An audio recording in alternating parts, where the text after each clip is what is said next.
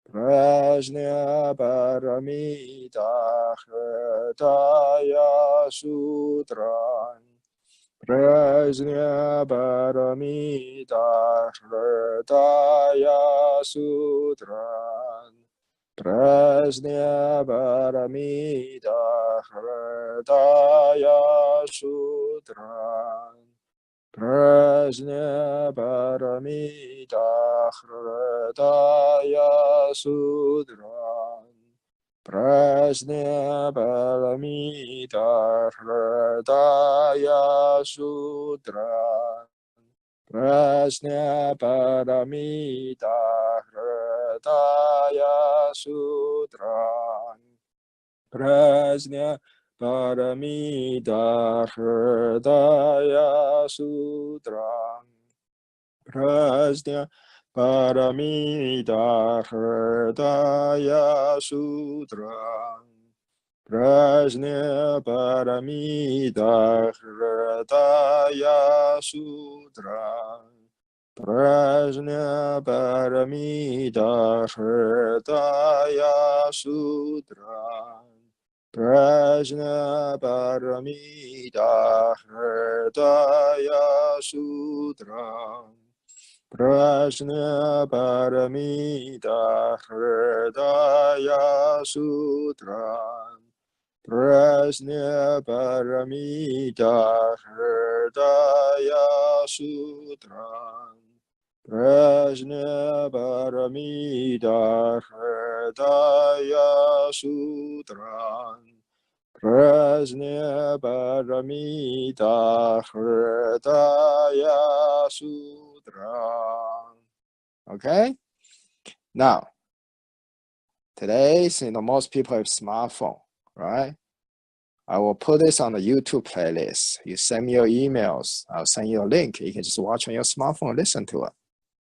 Right? This is a mindfulness training. But remember, instead of gibberish, mumbling, syllable sounds makes no sense, we are chanting a Dharani. Dharani chanting is develop the mind's focus, concentration. Okay? Build willpower. The ideal is to aspire us to this kind of understanding. But ultimately, we will want verification, right? Something that pumps you up. You want to motivate yourself.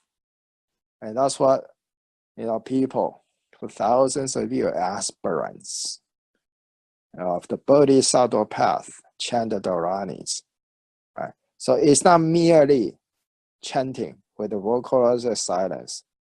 It's to uphold the ideals of the Bodhisattva. So to do the real practice on the Bodhisattva's path. Okay, that's what this is all about, right? So if you lose that focus, you miss the boat. It doesn't matter how powerful mantra, mudra, visualization, how many days of meditation you practice, all turn meaningless. Because the basic Buddhist teaching is quite clear. All and every practice you do must be based on bodhicitta, the mind of awareness. Lack of awareness, paying attention to what really matters, the heart of the matter, your practice is a fantasy. Okay? Having humility, follow the guidance of a good teacher or mentor is also important. Right? A human being is a nice access, living human being, as a mentor. But doesn't necessarily has to be a human being. It's your awareness. That's why it's called the guiding angel. That really means. That do matter. So don't create your own nonsense. Follow my instructions. Don't create your own nonsense with the practice. Okay? You study right now, you're learning. Be humble. Study and learn first. Don't stop making up stuff according to your own wishful thinking.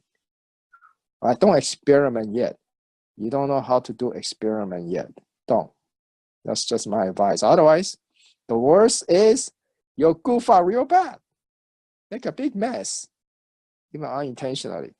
The best case scenario is you just, waste time and energy wavering around on the outlying path instead on the, journey on the bodhisattva path.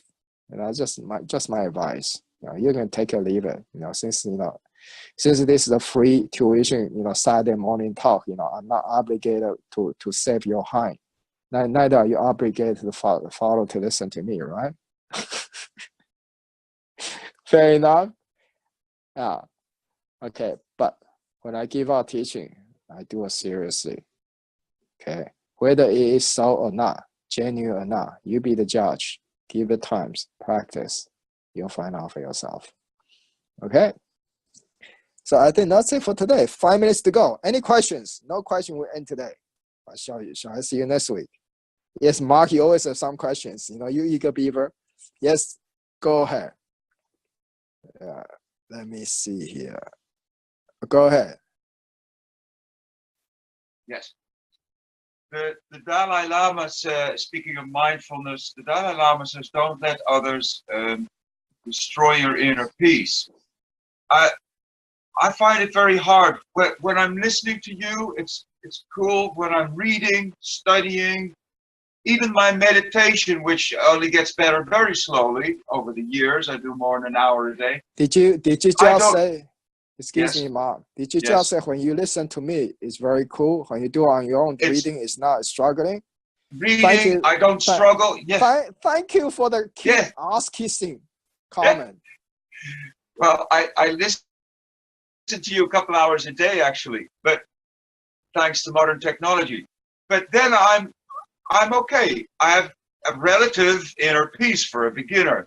But when I have my colleagues, when I have my wife and kids, when quite often my inner peace is going, I'm trying to chant, I'm trying to stay focused, I'm trying to do the right thing. And yet I lose it, whatever level I lose it. It's not the same as studying. What's your question though? How can I try harder or change something that I can retain this inner peace a bit better? Remember my earlier comment today? If you can be offended by anybody, saying, doing whatever, even your wife and kids, that means admission of your own guilt. Yeah, I remember. How can you? I just told you the answer. If you're not guilty, why do you worry about it? Obviously, you're guilty. Don't commit any more guilt. What? It's a catch-22. I know. It's like chasing your own tail. It's quite simple, but people just mess it up. They can see their own tail clearly. I know when I make a mistake. I know I've done wrong. I know I can still do that. I'm not Think of this way. It's karma. Payback time. You owe them. Love them to pay back properly. Colleagues, you love them as well. You pay them to do a job, and then did you ever read the Bible, New Testament, Jesus teaching? Long time ago. I smack you left face. Turn the right face and let me smack your right too. Right? Okay. Is that from Jesus? I don't know. I could be quoting it incorrectly. I think it is. Yes. What's universal truth? Yeah. Some of the teachings are really universal, but people make it into nonsense. Right? It's quite simple. It's not that hard. I heard the comment some people made. Respect everybody. We are saying the ideal from the perspective on conditionality. But in the mundane world, some people, I just cannot respect. You're the fool. Love everybody. We are speaking from the perspective on conditionality. Or some people I just cannot love. It's your own family. What do you want? Your own karma, your own boo-boo. After all, you created them. Right? I create the people who work for me. I create the students you create who come your own situation. Yeah. All right, Yes. so don't complain about it. No, Right. I'm just So- trying to, I'd like a So little less I heartache. told you Saturday morning is a free talk. I'm not obligated to wipe your ass for you. Yeah, thank you. Well, I'll see you guys next week. I hope you do enjoy it. Bye-bye. Bye.